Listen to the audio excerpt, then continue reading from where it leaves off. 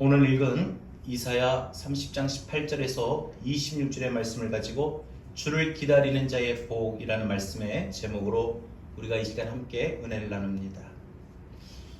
시편 40편에 보면 다윗이 내가 여호와를 기다리고 기다렸더니 라고 그의 믿음을 고백하는 부분이 나오는데요. 주님을 기다린다라고 하는데, 주님을 기다린다는 것은 우리가 생각할 때 그냥 앉아서 아무것도 안 하고 시간만 흐르도록 기다린다는 뜻이 결코 아닙니다.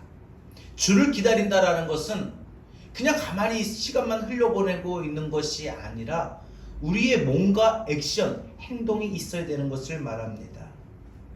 그래서 다윗이 내가 여호와를 기다리고 기다렸더니 이렇게 고백한 후에 그가 한 행동이 있어요. 뭐라고 했느냐? 하나님 앞에 부르짖었다는 거예요.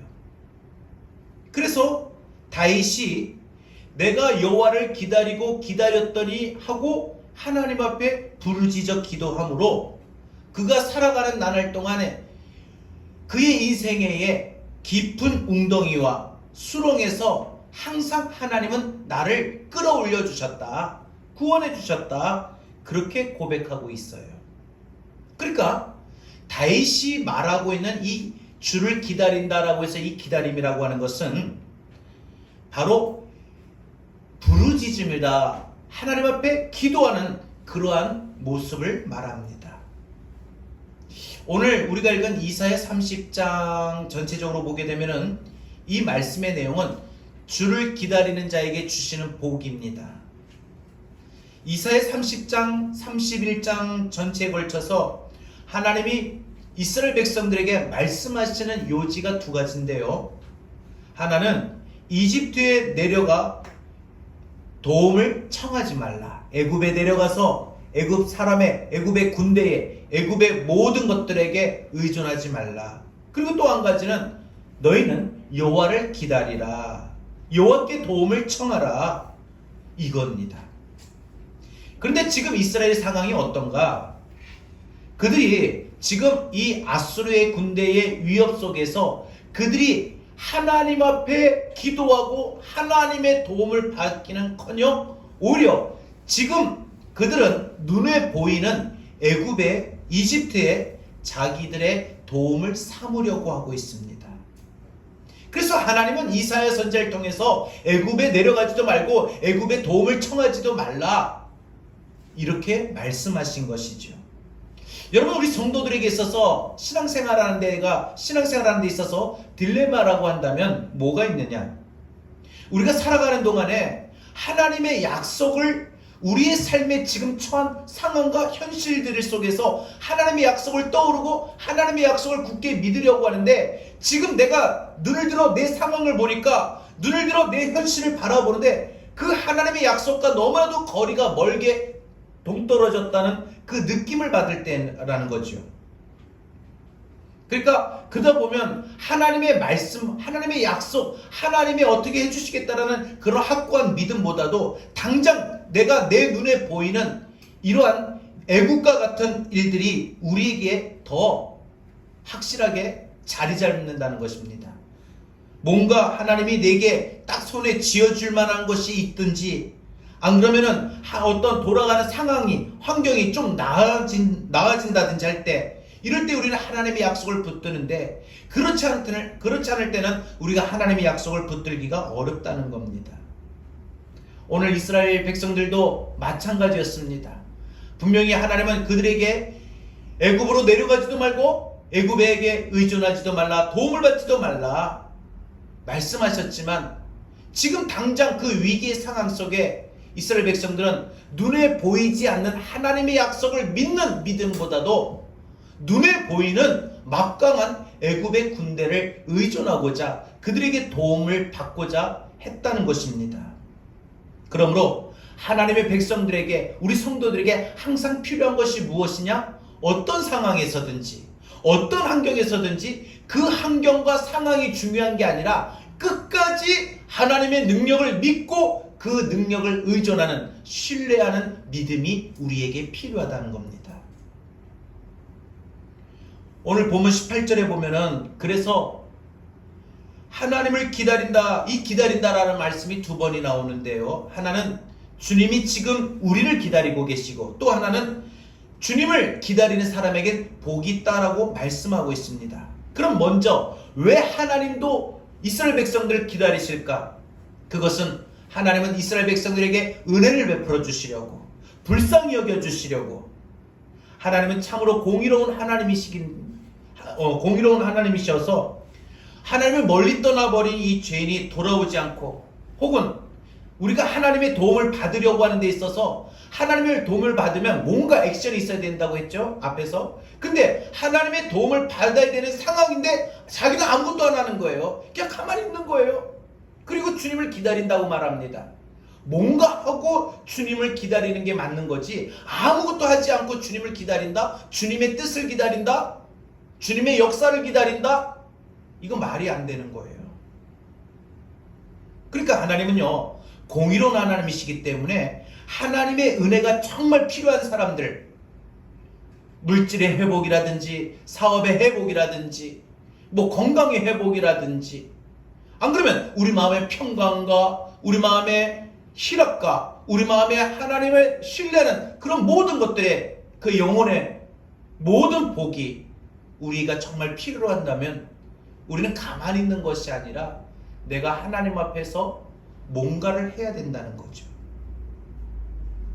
공의로운 하나님은 아무것도 하지도 않고 또 아무것도 액션도 없는 그런 사람들에게 무작정 은혜를 주시는 그런 분이 아닙니다.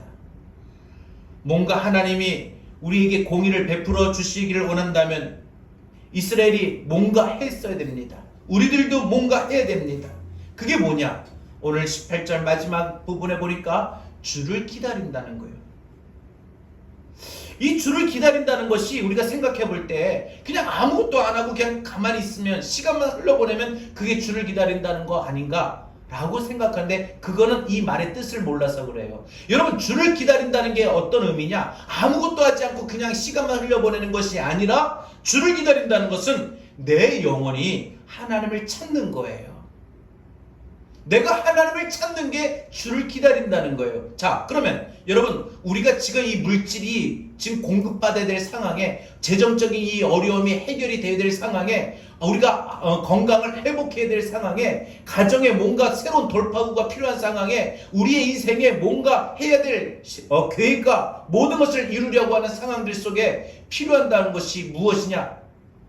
주님의 뜻, 주님의 역사, 주님의 일하심. 기다려야지 하고 가만히 있으면은 안 된다는 거예요.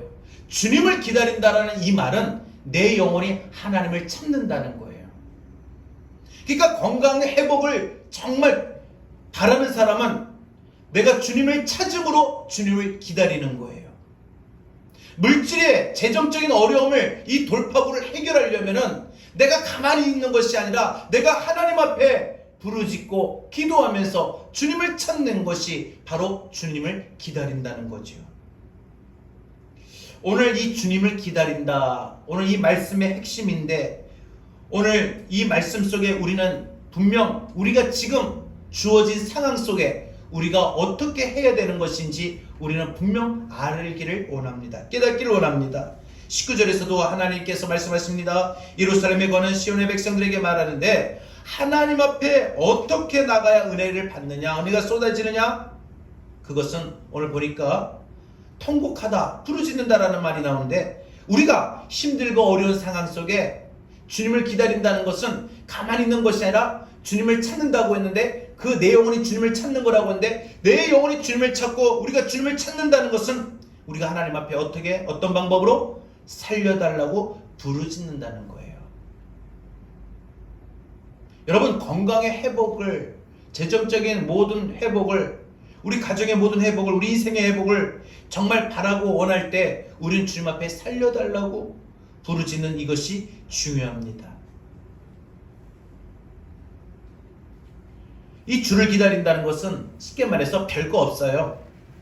그냥 오랫동안 기도해야 된다 이 말이 아니라, 여러분 19절을 보면은 살려달라고 부르짖으면,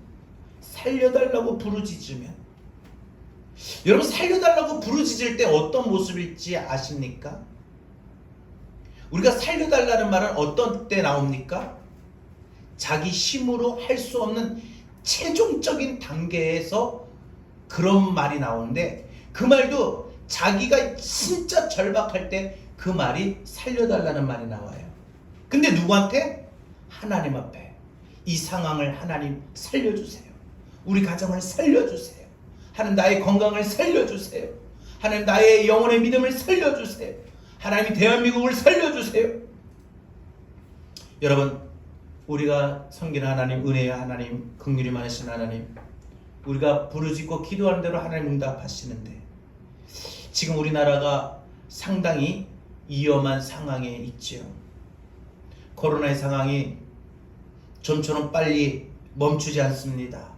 오히려 더 심각해져서 이와 같이 모든 예배마저도 우리가 참으로 비대면으로 드릴 수밖에 없는 그러한 위기 상황에 놓여 있습니다.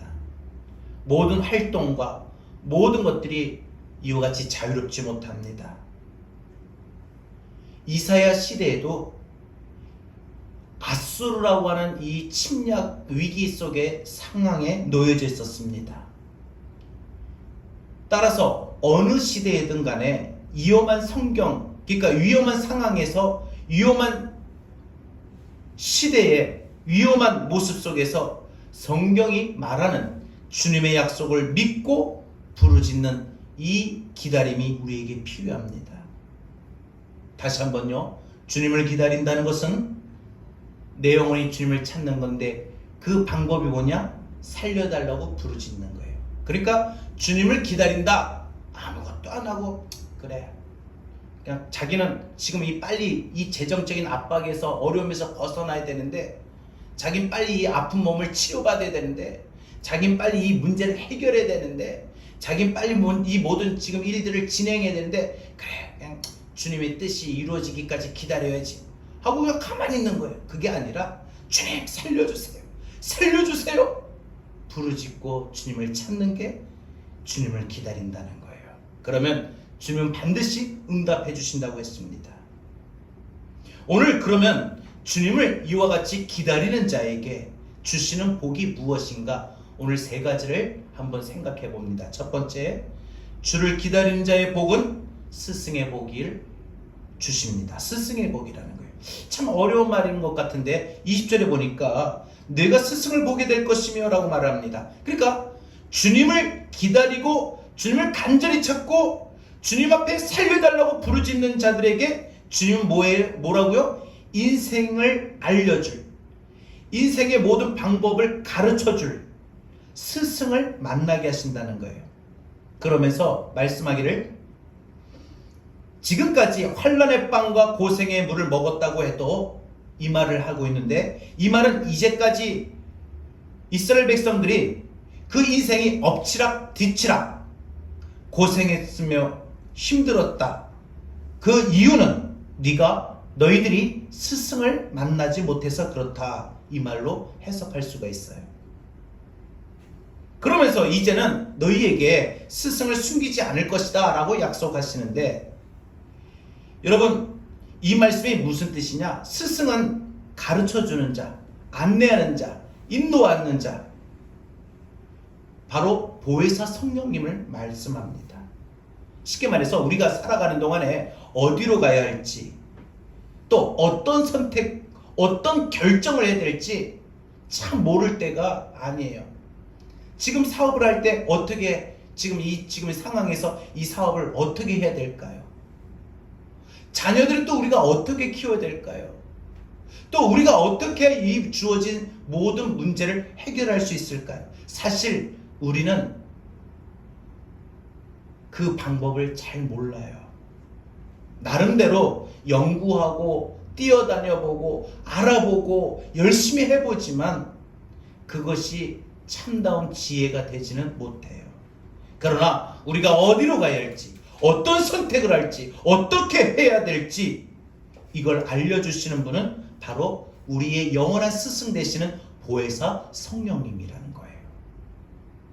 그러니까 주님을 기다리는 자, 주님 이 사업을 살려주세요, 주님 내 자녀를 살려주세요, 주님, 내 건강을 살려주세요. 주님, 우리 교회를 살려주세요. 우리 가정을 살려주세요. 대한민국을 살려주세요. 라고 주님 앞에 부르짖고 기도하며 기다리는 자에게는 주님께서 보혜사 성령을 통하여 가야 할 방법의 길, 해결해야 될 그 방법의 길을 깨닫게 하신다. 가르쳐 주신다. 인도해 주신다. 이런 말이지요.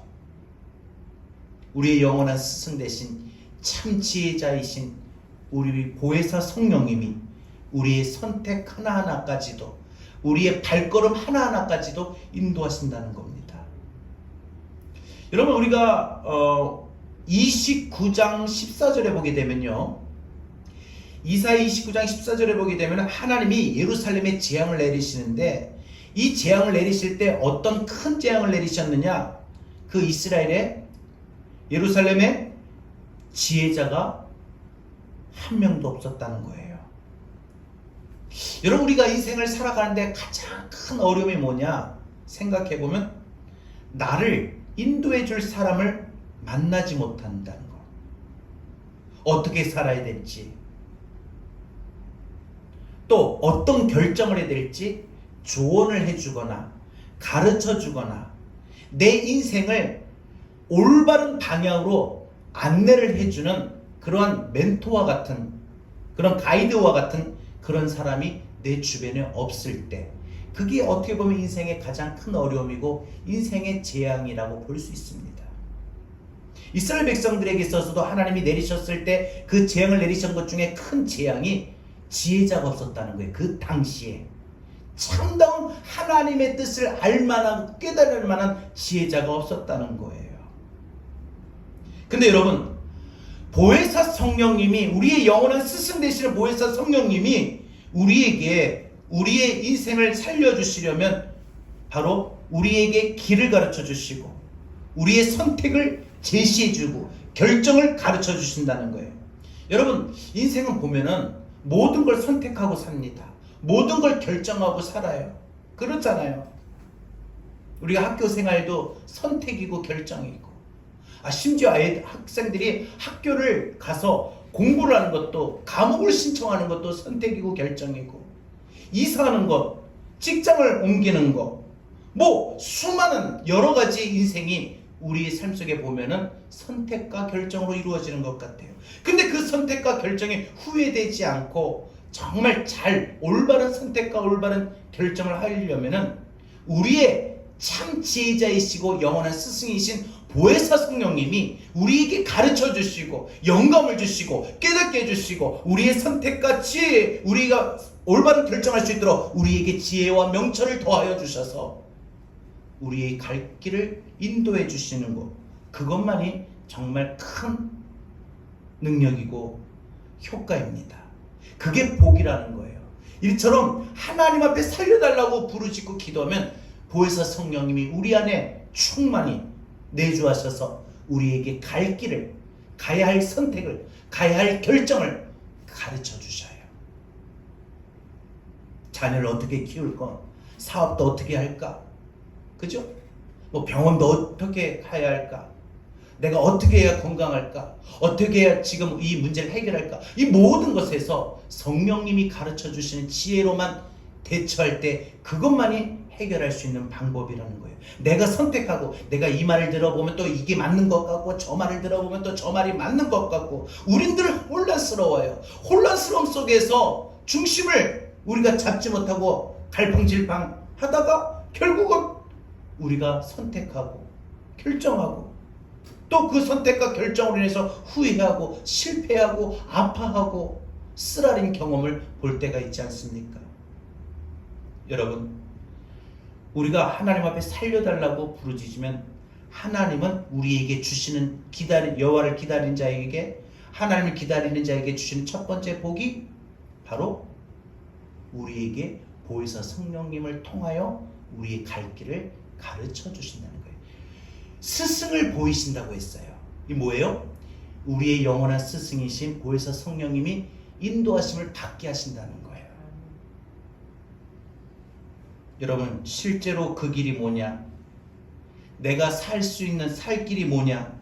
내가 가려는 길에 내가 지금 지나치게 집중하고 있는 거. 그래서 하나님보다 더 소중하고 하나님보다 더 많은 시간을 보내고, 그래서 내가 하나님보다 내 마음속에 더 많은 것에 마음을 쓰이고 있는 것, 그것이 무엇인지를 깨닫게 하셔요. 성령님이.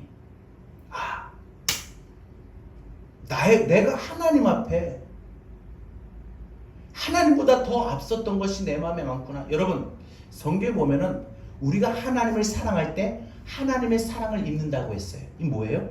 내가 하나님을 향한 마음이 있을 때 하나님도 우리에게 향한 마음이 열려요.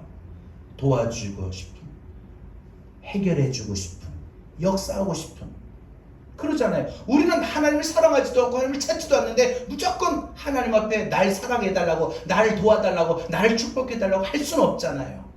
내가 그만큼 해야지. 내가 하나님을 사랑하는 만큼 사랑을 받고 하나님을 찾는 만큼 하나님을 만나게 되고, 이런 거 아닙니까? 그래서 우리가 정말 성령님은 다른 거 없어요. 내가 왜 이렇게 어려움이 오고 왜 힘들었는가? 내가 하나님보다 이것에 더 많이 집중했구나. 내가 하나님보다 더 사랑한 것이 내 마음속에 이런 거였구나. 내가 하나님보다도 이런 것들 때문에 내가 시간을 더 많이 빼앗겼구나, 보냈구나. 이런 걸 우리로 하여금 미처 몰랐는데 깨닫게 하신다는 거예요. 어느 날 문득.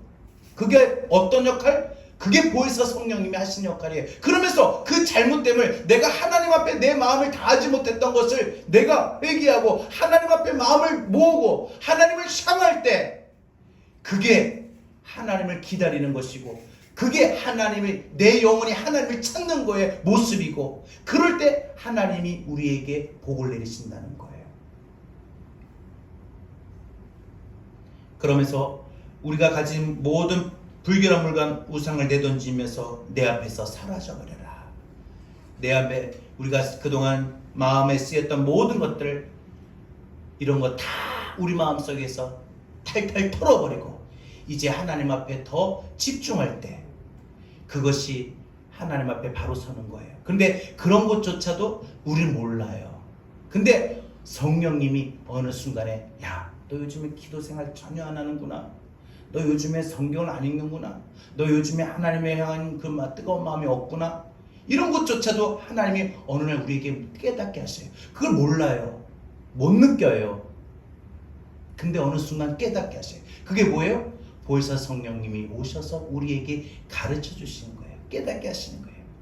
지혜의 영, 보혜사 성령님이 오시면서 우리를 가르쳐 주시고, 우리가 어떤 선택을 해야 될지, 어떤 결정을 해야 될지, 그것조차 우리에게 행하시는 것이 우리 인생의 그게 복인 거예요. 그게 복이에요.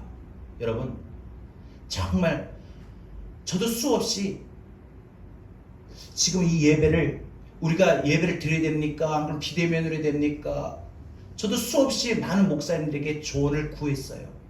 우리가 쉽게 결정을 내리지 못할 때 많죠. 우리가 선택할 때, 결정할 때 참 힘들어요. 그런데 우리의 잘못된 선택과 결정으로 후회한 적 많잖아요. 오늘부터는 우리가 하나님 앞에 살려달라고, 이 상황 속에서 살려달라고 부르짖고 하나님을 찾고, 그래서 하나님을 기다리면 하나님은 보혜사 성령님을 통해서 우리에게 갈 길을 가르쳐 주시고, 우리에게 선택할 수 있도록 지혜와 명철과 총명을 더하여 주시고, 우리 마음에 하나님의 성령이 막 감동케 하셔서 우리가 올바른 결정을 할 수 있게 하신다는 거예요. 지금 우리는 수없이 선택하며 살아야 돼요. 이제 미국에 가서도 선택하며 살아야 될 때가 있고, 사업을 할 때 지금 선택해야 될 때가 있고, 직장에 가서도, 가정에서 자녀를 키울 때도 수없이 선택해야 될 때가 있고, 내가 건강을 위해서도 선택해야 될 때가 있고, 내가 어떻게 하면 될까? 이런 선택과 결정 앞에서 우리의 짧은 식견의 지혜 가지고 선택하고 결정하지 마시고, 하나님 앞에 이 상황을 내려놓고 하나님 살려주세요. 하나님을 뜨겁게 찾고 기도해서 그 기도로 말미암아 우리의 영원한 갈 길을 가르쳐 주시고 인도해 주시는 우리의 영원한 멘토요 스승이신 보혜사 성령님이 우리 안에 내주하셔서 아멘. 우리가 올바른 선택하고 올바른 결정할 수 있도록 아멘. 행하는 것이 이게 정말 인생의 복 중의 복입니다. 아멘. 두 번째로 하나님을 기다리는 자에게 주시는 복이 두 번째 뭐냐? 주를 기다리는 자의 두 번째 복은 수확의 복입니다. 수확. 하나님 앞에 살려달라고 하나님을 찾고 하나님 앞에 부르짖고 하나님을 기다리는 자에게 주시는 두 번째 복은 수확, 거둔다는 거예요. 하나님을 기다리고 부르짖는 자에게 반드시 수확과 그것도 조금 수확이 아니라 많게 풍요로움의 약속이 있습니다. 여러분 23절에 보면은요, 네가 땅에 씨앗을 뿌리며 주님께서 비를 내리실 거라고 했는데 뭐라고 했어요? 땅이 먹을 것을 내며 곡식이 풍성하고 기름지게 하실 것이며, 이 기름진 복을 말하는데, 여러분 이것이 뭐냐? 하나님이 여호수아에게 약속하셨던 가나안의 기름진 복이에요. 가나안 땅의 기름진 복. 여러분 가나안 땅의 다른 이름이 뭐죠? 젖과 꿀이 흐르는 땅이라고 하죠. 그 여러분 이 젖과 꿀이 흐른다, 이 말은 풍성한 수확을 말하는 거예요. 그러니까 가나안 땅에서 무조건 씨를 뿌리면 하나님이 비를 내리신다. 이것이 바로 신명기서에 보게 되면은 하나님을 경외하는 자에게 반드시 약속된 복이라고 했어요. 하나님을 경외하는 자에게는 우리 인생 살아가는 동안 자녀든 물질이든 사업이든 건강이든 우리 인생의 모든 수확을 얻되 풍요롭게 많은 것을 얻게 하신다. 아멘.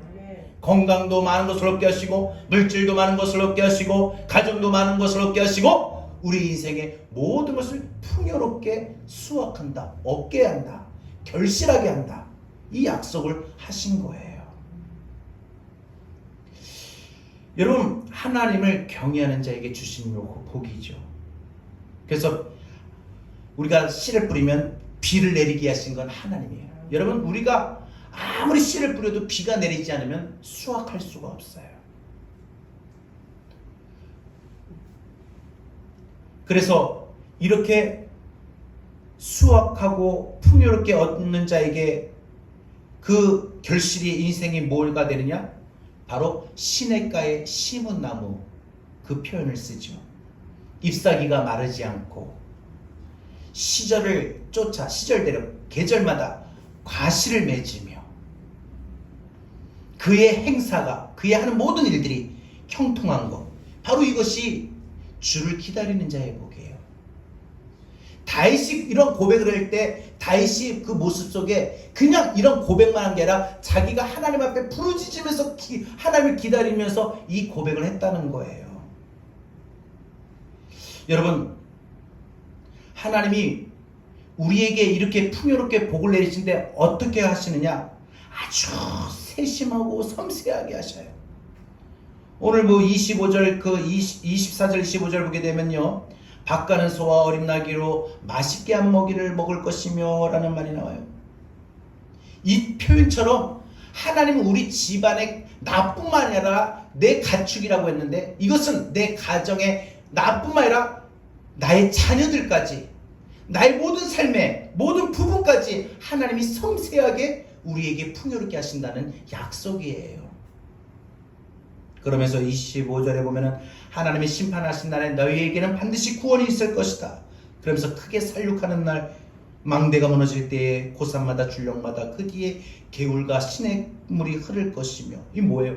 생기가 돌고 뭔가 생산되어지는 역사가 일어나요. 여러분 우리 심령에 생기가 돌아야 되고 가정에도 뭔가 생기가 돌아야 되고요. 우리 특히 사춘기 아이들에게, 우리 학생들에게, 사춘기 맞는 우리 학생들에게 생기가 돌아야 돼요. 그래 어둠이 떠나가고 밝고, 갱년기도 마찬가지예요.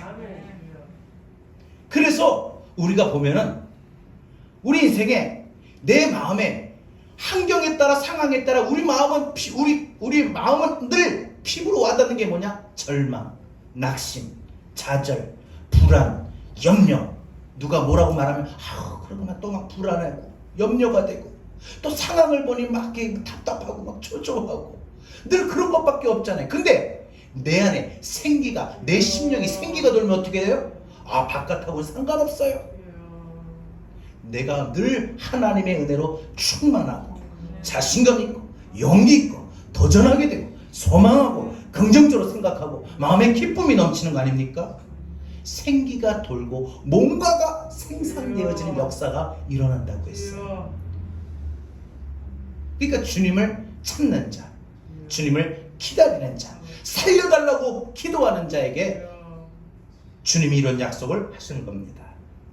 여러분, 그러면서 주님께서 이런 약속을 하겠으니, 이런 약속을, 이런 너희에게 복을 내리겠으니 너희는 어떻게 하라? 뭐라고 하셨느냐? 이스라엘 백성들에게 애굽으로 가서, 지금 아수르가 쳐들어오니까 애굽으로 가서 도움을 받으려고 하지 말고 차라리 내 앞에 나와서 엎드려 살려달라고 기도하라. 살려달라고 부르짖고 기도해라. 그리고 나를 찾고 나를 기다려라. 그럼 내가 너희에게 이런 약속을 할 거다. 이런 절망적인 상황에서도 풍성한 수확을 거둘 것이고, 이런 상황 속에서도 너희에게 생기가 돌게 할 것이다. 내가 너희를 지킬 것이다. 보호하실 거다. 내가 너희를 올바른 선택 결정할 수 있도록 인도할 거다. 하나님 이런 약속을 하신 거예요. 여러분, 우리 인생에 좀 뭔가 풍성한 수확이 있기를 바랍니다. 그것이 우리 믿음의 성장이든 물질의 재정적인 부분이든지 아니면 사업의 번성함이라든지 이런 좀 수확이 있어야 되고, 그 수확이 풍요롭고 뿐만 아니라 우리 심령과 우리 마음에도 좀 생기가 돌고 뭔가가 생산되어지는 역사가 일어날 수 있길 바랍니다. 내 마음이 죽었고 내 생각이 죽었고 내 미래의 꿈이, 믿음이 죽어있으면 모든 것 다 그냥 의욕이 떨어져요. 하고 싶은 마음도 없어요. 더 무기력증에 빠지고 더 깊은 우울감에 빠져요. 그래서 우리는 성령께서 충만케 하시고, 또 우리가 살려달라고 기도하면 하나님이 내게 생기가 돌게 하셔요.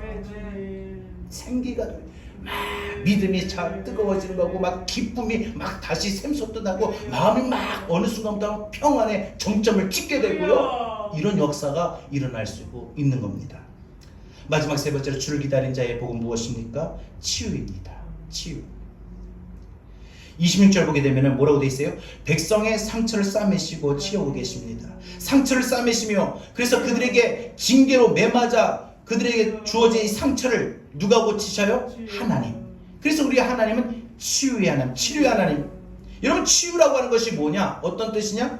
본래의 자리로 고쳐지는 것을 의미해요. 자, 원래 여러분 태어날 때부터 암을 갖고 태어났어요? 원래부터 태어날 때부터 아프게 태어났어요? 물론 그런 경우도 혹 간혹 있을 수도 있겠으나, 다 건강하게 태어났다가 살면서 노화나, 안 그러면은 우리 인간이 좀 부주의하거나 안 관리를 못해서 이렇게 병치를 하는 거 아니겠습니까? 그런데 치유는 뭐예요? 원래 내가 아프기 전의 상태로 돌아가는 거예요. 여러분, 마음이 처음부터 우울하고 아팠어요? 안 그래요. 살다 보니까 내가 어떤 환경에 의해서 그게 내가 견디다 못해 내 마음이 그렇게 빠진 거 아닙니까? 그런데 치유가 임하면 내가 원래 마음이 아프기 전에 그 모습으로 회복이 되는 거예요. 여러분, 이스라엘 백성들에게 하나님께서 그들에게 상처를 싸매시고 치료하신다고 하셨는데, 이 회복은 뭐예요? 딱 한 가지예요. 그들에게 지금 이 아수르의 위협 속에서 쩔쩔매가지고 무서워서 불안에 떨어서 막 애굽으로 가가지고 살려달라고, 우리 좀 살려달라고 그런 도움을 청할 수밖에 없는 그런 무기력하고 그런 나약한 민족이 원래의 그런 민족이 아니었다는 거예요. 다윗 왕국을 봐요. 얼마나 강성했어요. 다윗의 왕국 시대에는 주변 나라가 이 이스라엘을 쳐들어올 생각을 못했어요. 오히려 이스라엘이 모든 나라를 이기고 경제나 믿음이나 모든 상황들이 항상 늘 성장했습니다. 아무도 함부로 할 수 없이 강력한 상태. 그래서 그 나라가, 그 집안이, 그 마음이, 그 개인마다, 민족마다 마음이 평화로웠어요. 평강의 나라였어요. 근데 하나님은 어떻게 약속하신다고요? 너희가 하나님 살려주세요 라고 기도하면 내가 너희를 치료할 거다. 내가 너희를 원래의 다윗 왕국의 상태처럼 너희의 나라, 너희 민족을 다시 강하게 할 거다. 이런 약속을 하고 계시는 거예요. 다시 너희의 인생을 회복해 주겠다. 여러분, 주님이 오셨을 때에 우리가 복음서에 보게 되면요, 이 복음서에서 주님 만난 사람들이 고침받은 사람들이 많이 나오잖아요. 이 주님께서 모든 인생의 고장난 부분, 상처난 부분, 아픈 부분을 주님이 싸매어 주셨어요. 주님이 고쳐주셨어요. 이게 주님의 사역 중에 한 가지였죠. 그러니까 우리 인생의 모든 어두운 부분들, 빛이 안 들어와 내 마음이 우울해지는 부분들, 거기에 빛이 강력하게 비치게 하신다는 거예요. 그래서 엄청난 치유의 상태를 표현하고 있는데, 그 엄청난 치유의 상태가 뭐냐? 26절 마지막 부분에 보면은 그 인생이 어떻게 된다? 빛과 같으리라. 대단히 밝아진다는 거예요. 이 뭘 말하는 겁니까? 네 삶에 빛이 비칠 거다. 엄청나게 밝아질 거다. 여러분, 햇빛이 어때요? 7배나 밝아집니다. 햇빛이 밝은 데다가 그 밝은 햇빛이 7배. 그죠? 7배. 이 해를 7개 모아놓고 7개의 해가 비치는 것처럼, 이거 좀 가장법인데, 그 정도로 하나님은 자기 백성들에게 그의 인생길을 환히 비추어 주신다라고 했습니다. 과연 이것이 내 삶인가? 이게 내 모습인가? 이게 내 사업인가? 이게 내 건강인가? 이게 내 가정이었던가? 내가 이게 내 꿈이 이게 맞는가? 할 정도로, 상상할 수 없을 정도로 하나님이 우리 인생을 회복시키신다 하셨어요. 여러분, 이것이 바로 주를 기다리는 자의 복입니다. 다 말로 할 수는 없는 것들이죠. 그래서 오늘 주님을 기다리는 자, 그죠? 주님 앞에 기도하는 자, 살려달라고 부르짖는 자, 그들에게 주시는 복은 3가지. 스승의 복, 수학의 복, 치유의 복입니다. 오늘 이 말씀이 여러분에게 주시는 뜻은 무엇입니까? 여러분 인생의 애굽은 무엇입니까? 하나님은 여러분들에게 오늘도 우리에게 이스라엘 백성들이 하셨던 말씀처럼 동일하게 말씀하십니다. 너희는 애굽으로 내려가지 말고 애굽에게 도움을 받지도 말라. 여러분, 하나님은 우리가 애굽으로 내려가 애굽의 도움을 받으려고 할 때 그 모든 모습들이 무익하다, 헛된 것이다, 그러니 내려갈 필요가 없다 분명히 말씀하십니다. 그럼에도 불구하고 이스라엘은 하나님 앞에 나와서 살려달라고 하나님 앞에 기다렸던 것이 아니라 끊임없이 애굽을 의지했습니다. 오늘 우리가 그렇진 않습니까? 지금 여러분, 이 나라의 위기 상황 속에, 혹 여러분의 가정의 위기 상황 속에, 여러분의 자녀들 키우다 보면 그 위기를 상황 속에, 여러분의 건강의 위기 상황 속에 지금 우리가 해야 될 것은 하나님 살려달라고 하나님을 찾는 것, 하나님을 기다리는 것밖에 없어요. 그럼에도 불구하고 우리 그거 하지 않고 이스라엘 백성들처럼 끊임없이 애굽을 찾고 애굽에 내려가려고 하고 애굽의 도움을 받으려고 합니다. 내 발로 이리 뛰어다니고 저리 뛰어다니고, 이것이 해결책인가? 이것이 이렇게 하면 좀 나아지겠지? 우리는 수없이 하고 있어요. 하나님은 오늘 말씀을 통해서 우리에게 경고하십니다. 가르쳐 주십니다. 깨닫게 하십니다. 그럼에도 우리 마음속에 끝까지 하나님이 아닌 애굽에 내려가 도움을 청하려는 우리의 마음이 있습니다. 여러분, 오늘 우리는 어떻게 하면 좋겠습니까? 하나님의 백성이 할 일이 뭡니까? 한 가지뿐입니다. 하나님을 기다리는 겁니다. 하나님께 돌이키는 겁니다. 다시 하나님을 찾아 부르짖는 겁니다. 하나님의 손길을 기다리는 겁니다. 하나님의 때를 기다리는 겁니다. 애굽으로 내려가면 내 인생이 도움이 될 거야, 이런 마음을 가진 사람은 주님을 기다리지 않습니다. 근데 여러분, 주님을 기다린 자에게는 반드시 오늘 복이 임합니다. 주님의 은혜와 긍휼을 우리에게 쏟아부어 주시는데, 우리가 주를 기다리면 주님 앞에 나와서 살려달라고 우리가 주님을 찾고 부르짖으면 주님은 우리에게 스승의 복을 주십니다. 눈앞에 우리를 가르쳐 주시는 보혜사 성령님이 우리에게 말씀하시든지 혹은 주변 사람에게 우리가 도움을 받을 사람을 우리에게 붙여주십니다. 우리에게 살 길을 선택할 길을 결정할 길을 우리에게 지혜와 명철을 더하여 주셔서 우리가 어떤 선택을 해야 될지 어떤 길을 가야 될지 우리로 하여금 알게 하시고 깨닫게 하십니다. 또한 우리의 하는 일들이 수확을 얻게 하시는데 기름지고 먹을 것을 생산해내며 모든 것이 풍성하고 풍요로우며 또한 모든 것이 생기가 넘치는 역사가 일어납니다. 무엇보다 우리 마음의 치유에 우리의 삶의 치유의 역사가 일어납니다. 여러분, 오래전에 받았던 그 마음의 상처가 해결이 못 돼서 지금 현재의 병으로 스트레스로 우리가 모든 것으로 나타난 모든 것들 상처들 그거 하나님 싸매어 주십니다. 예전에 맞아 상처난 자리를 고쳐주시고 회복시켜 주셔요. 그 회복을 누리며 주변을 돌아보니 주님께서 역사하심을 느끼게 됩니다. 오늘 하나님은 우리를 위해 일하고 계시며 우리가 그 하나님의 일하심을 믿고 주님 앞에 나와 살려달라고 기도합시다. 그것이 주님을 기다리는 거예요. 그냥 아무것도 안 하고 주님 도와주세요만 하는 것이 기다림이 아니에요. 주님 앞에 나와서 살려주세요. 살려주세요. 주님을 찾고 내 영혼이 주님을 향할 때 그것이 주님을 기다리는 겁니다.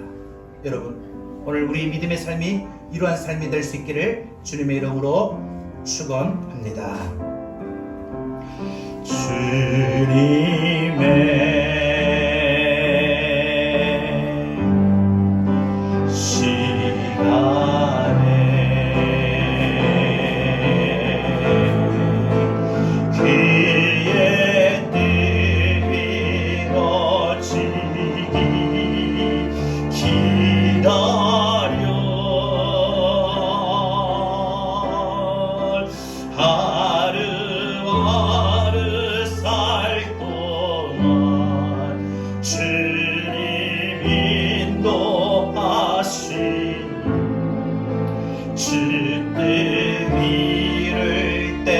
살려달라고 기도합시다.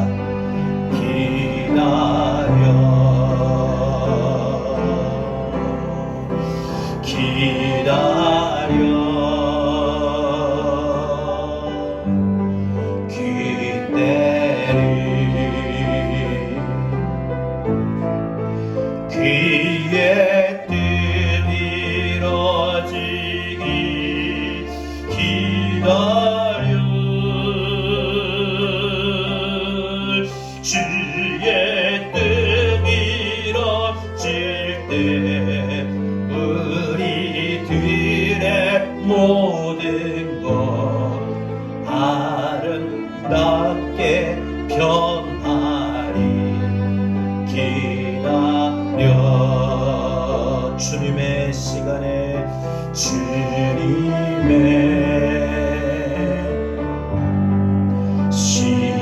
시간에 우리를 향하신 하나님의 뜻이 그의 뜻이로지 살려달라고 하나님을 찾으며 나려 매일 하루하루를 하루하루 살 동안 주님 나를 유리 인도하신 주 뜻 이룰 때까지 기다려 고백합시다. 기다려 우리의 선택 우리 결정하지 말고 그때 나를 향한 주님의 뜻이 그의 뜻이 주님 앞에 나와 내 영혼이 주님을 찾으며 주의 뜻이 이루어질 때 주의 뜻 이루어지 우리들의 모든 것까지 우리들의 아름답게 변하니 기다려 다같이 눈을 감고 다시 한번 고백합시다. 기다려 그때를 기다려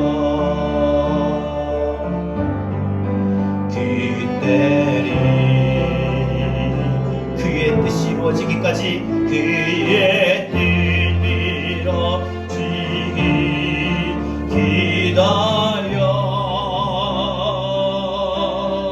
주의 뜻 이루어질 때 우리들의 모든 아름답게 변하리 기다려. 우리 다같이 오늘 시간 주신 말씀 붙들고 함께 기도하기를 원합니다. 주님을 기다리는 자의 복. 여러분, 우리는 지금도 주님을 기다립니다. 또 살면서 우리 지금 앞으로가 쳐들어온 그러한 위기의 상황에 놓여 있을 때가 한두 번이 아닙니다. 그때마다 우리가 해야 될 것은 내가 임의적으로 내가 이리 뛰어다니보고 저리 뛰어다니보는 그런 노력이 아닌, 인간의 생각과 인간의 방법대로 해결하려고 하는 건 모든 것이 아닌, 주님 앞에 나와 지금의 주어진 상황을 주님 앞에 내려놓고 주님 나를 살려 주옵소서, 주님 나를 살려 주옵소서. 내 영혼이 주님을 향하여 주님을 찾는 기다림이 필요합니다. 아무것도 안 하고 가만히 속수무책으로 가만히 앉아있는 것이 기다림이 아니라 주님 앞에 나와 나를 살려달라고, 대한민국의 이 코로나의 상황을 살려달라고, 한국교회의 이 부흥을 살려달라고, 우리 가정을 살려달라고, 우리의 개인의 믿음을 살려달라고, 나의 건강을 살려달라고, 나의 마음을 살려달라고 주님 앞에 부르짖는 것이 진정한 주님을 기다리는 자의 자세입니다. 여러분, 이렇게 우리가 주님 앞에 나와 주님 앞에 살려달라고 주님 앞에 기다릴 때 우리의 보혜사 성령님이 우리의 갈 길과 선택을 가르쳐 주십니다. 내 하는 모든 일들 속에 풍요의 결실이 맺게 됩니다. 건강이 회복이 되고요, 재정적인 압박에서 벗어나고요, 모든 문제가 하나하나 둘씩 해결이 되고요, 무엇보다 내 마음의 상처가, 내 삶의 상처가 치유가 됩니다. 오늘 이 시간 우리 말씀 붙들고 우리 찬양 부른 가서와 함께 오늘 이 시간 주님의 뜻이 이루어지기까지 기다리며 하나님 앞에 나이가 주님 앞에 내 영혼이 주님을 찾으며 살겠노라고 다짐하며 결단하는 그러한 시간, 우리 나같이 이 시간 함께 우리 기도합니다. 주님 감사합니다. 이 시간을 우리에게 하나님께서 이 시간 하나님 앞에 우리가 주의 말씀을 듣고 나와 기도합니다. 하나님, 오늘도 영원을 기다릴 때에게 주님 기다리시옵소서. 하나님, 오늘 세 가지 말씀을 드렸습니다. 하나님, 우리가 이 시간에 아버지 하나님의 말씀처럼 우리가 하나님의 주어진 상황 속에 우리들 하나님 아수리의 상황 속에 처해 있습니다. 우리가 물질 속에도 가정에서도 자녀들 앞에서도 교회 속에서도 특별히 하나님 대한민국의 지금 코로나 상황 속에 우리 아수리의 침략 위기의 상황에 놓여 있습니다. 우리가 하나님 이럴 때 인간적인 방법으로 애굽으로 내려가 애굽의 도움을 받으려고 하고 이런 생각을 할 때가 한두 번이 아닙니다. 그러나 하나님 오늘 말씀처럼 우리에게 하나님을 기다리라고 했습니다. 하나님을 기다린다는 것은 우리가 가만히 앉아있는 것이 아니라 하나님 앞에 나와서 지금 내 주어진 위기의 상황 속에 하나님 나를 살려달라고, 나를 살려주옵소서 하나님 앞에 부르짖고 하나님을 찾는 것이 하나님을 기다리는 것이라고 하였는데, 하나님이 이렇게 하지 하나님을 살려달라고 하나님 앞에 기도하며 하나님을 기다릴 때 하나님 우리에게 보혜사 성령님께서 우리에게 지혜와 명철을 더해주셔서 우리의 갈 길과 우리의 선택과 우리의 결정을 하나님 가르쳐주시고 인도해주시며, 또 하나님 우리의 모든 하나님 일들이 풍요롭게 수확을 거두며 우리의 안에 생기가 돌게 될 것이며 우리를 고쳐주시고 치유하는 역사가 일어날 줄로 믿사오니, 하나님 오늘 주신 말씀처럼 우리가 살아가는 한 해 동안 위기의 상황 앞에서 하나님의 뜻을 기다리며 나가게 하여 주옵소서. 하나님 아버지, 하나님 실존이라 못난지 알고 기다리는 것이 아니라 하나님 앞에 나와 지금 이 상황을 내 영혼의 하나님을 찾으며 나가게 하여 주옵소서. 하나님, 지금 이 상황이 우리가 예배를 자유롭고 마음껏 드리지 못하는 하나님 이러한 상황이지만 그럼에도 불구하고 내 영혼이, 내 모습이 하나님을 찾으며 하나님 앞에 나와 하나님 앞에 엎드려 예배할 수 있는, 위로 하나님 기도할 수 있는 믿음이 되게 하여 주셔서 주여 하나님 우리를 살려주옵소서. 우리 가정을 살려주옵소서. 대한민국을 살려주옵소서. 한국교회를 살려주옵소서. 하나님, 이런 하나님 기다리는 그런 믿음의 자세가 있게 하여 주시옵소서. 오늘도 하나님 매일매일 하루를 이와 같은 말씀으로 살아갈 수 있도록 이번 한 주간 도와여 주옵소서. 주님의 시간에 여러분 자녀에게도, 여러분 가정에도, 여러분 건강에도, 여러분 삶의 물질적인 재정적인 압박에도 주님의 시간이 있어요. 주님의 시간이 있습니다. 그 주님의 시간을 우리 기다립시다.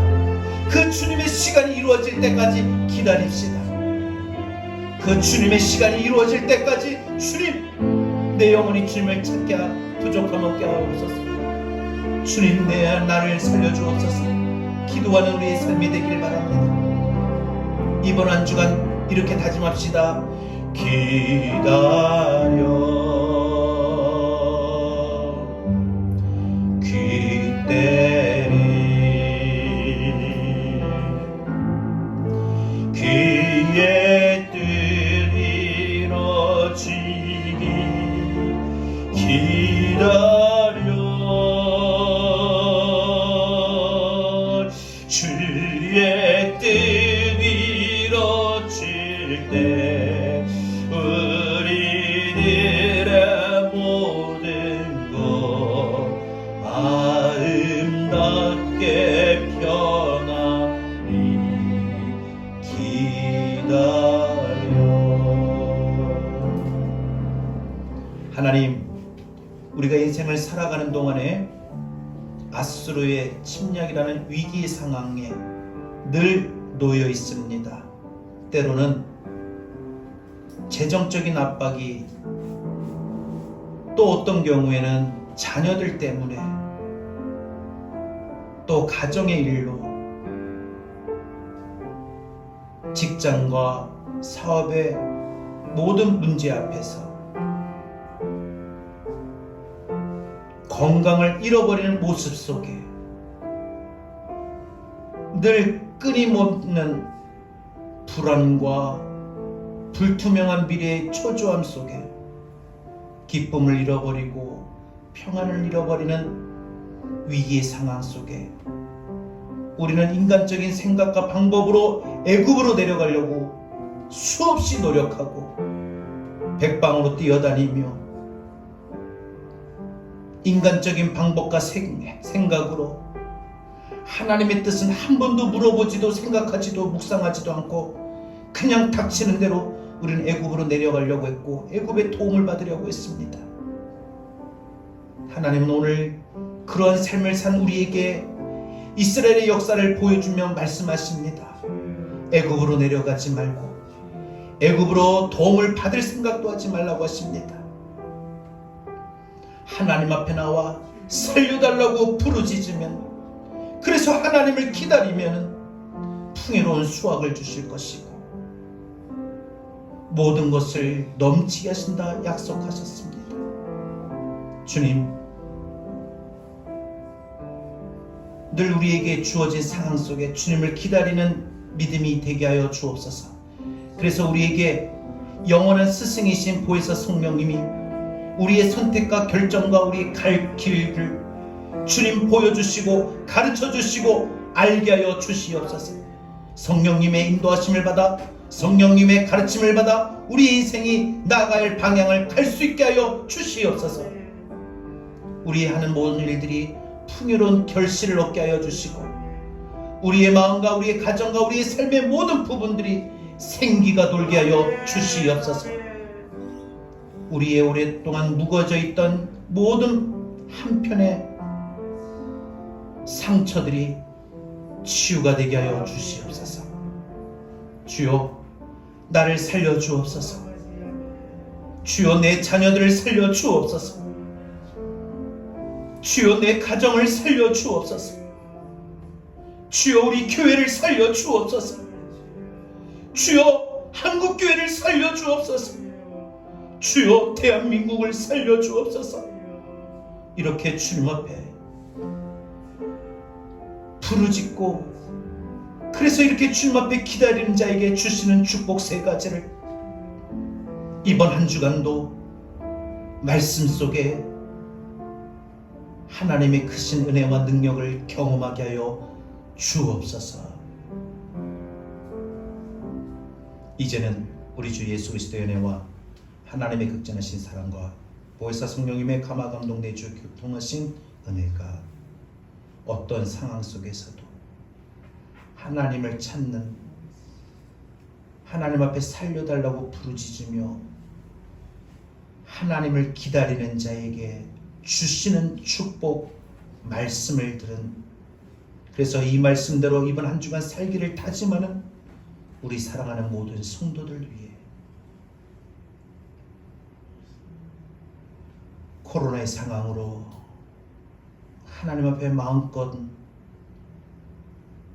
예배를 제약받는 한국교회와 모든 성도들 위해, 코로나로 고통받고 힘들어하는 이 대한민국 이 땅 위에 이제로부터 영원토록 함께 있을지어다. 아멘. 주님 감사합니다.